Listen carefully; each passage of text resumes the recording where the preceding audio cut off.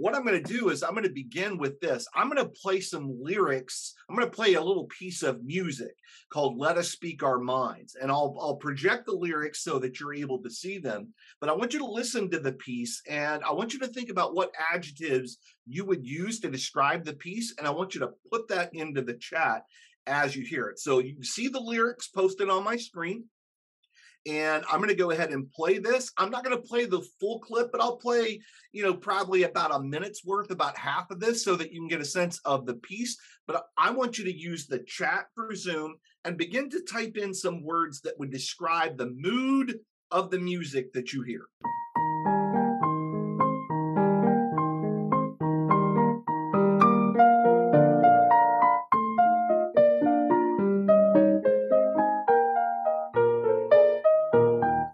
Men tell us 'tis fit that wives should submit to their husbands submissively, meekly. Though whatever they say, their wives should obey, unquestioning, stupidly, weakly.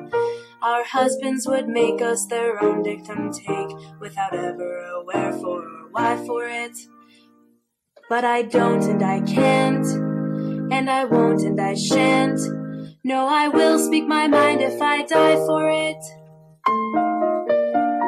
As you get some adjectives, go ahead and pop them into chat there. For we know it's all fudge to say man's the best judge, or of what should be, shouldn't, and so on. That woman should bow, nor attempt to say how she considers that matter should go on. I never yet gave up myself thus a slave. However, my husband might try for it. For I can't and I won't, and I shan't and I don't. But I will speak my mind if I die for it. All right, I'm going to stop there. We'll see some of the words that are coming in there. We've got frustration and challenging, sarcastic, a contrast between the lyrics and the tone. Stefan, that's really good. I like that because, if you're thinking about the mood of the music, the sound of the music itself, it doesn't sound like it's angry or anything like that. But when you look at the lyrics, of course, kind of different there. So when the students start this lesson, we give them this piece of music, and then we have them answer some questions based off of it. And then what we do is we use that as a transition to introduce the topic. That this is an example, a primary source and an example of a movement that was really important during the mid-19th century, was the women's rights movement. And we're going to be looking at all of these different reform movements over the next several days in class. What's really cool in this lesson is that they learn about things like reform and the Second Great Awakening and Transcendentalism and the abolitionist movement, the Seneca Falls Convention. So these are some of the key things that they learn about. But how we do it is when the students go into their text and they read their chapter, they'll be taking graphically organized notes. And in class, what you're going to do is you're going to have your students work on a discussion-oriented activity where we give them excerpts from what's called the Declaration of Sentiments. So, for example, one of the things that happened at the Seneca Falls Convention for Women's Rights is a document was written called a Declaration of Sentiments. And it's modeled very much after the Declaration of Independence. Well, we're going to give some excerpts to the students in small groups. And so, for example, they may work in a small group and be given a quote that looks like this: "He has never permitted her to exercise her inalienable, undeniable right to the elective franchise.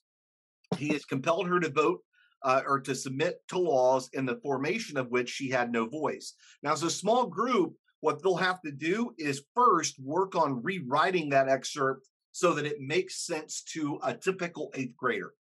And then they'll talk about in a small group how far we've come in 2022. How far have we come in addressing the grievance that was stated there? So they'll talk about that as a group and try to put that on a spectrum from not redressed at all to totally redressed. And then they'll have to provide evidence to support what their group says. Now, we'll help them in that we'll give them some basic facts that they can look at. but that doesn't preclude them from going out and finding other information to build their claim. This is what TCI does. We write these lesson activities so that it drives the students into the content. They have a purpose for reading, and it makes it sticky for them long beyond the lesson after it's over.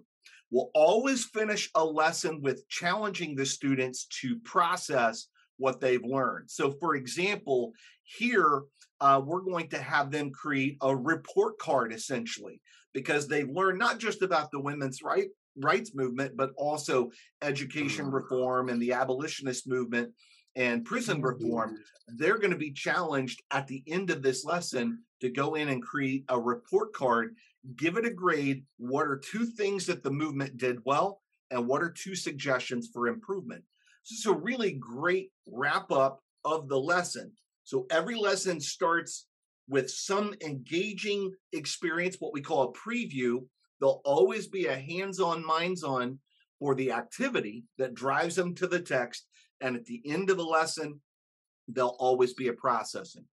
What's really cool is it doesn't matter if you're an 8th grade teacher or you teach high school government. It doesn't matter. It follows the very same cycle. What's different is obviously the content and the age appropriateness of the activities that we do with the students. Those activities can be very different. Some can be really body kinesthetic, and others can be very much built around discussions like we saw right there.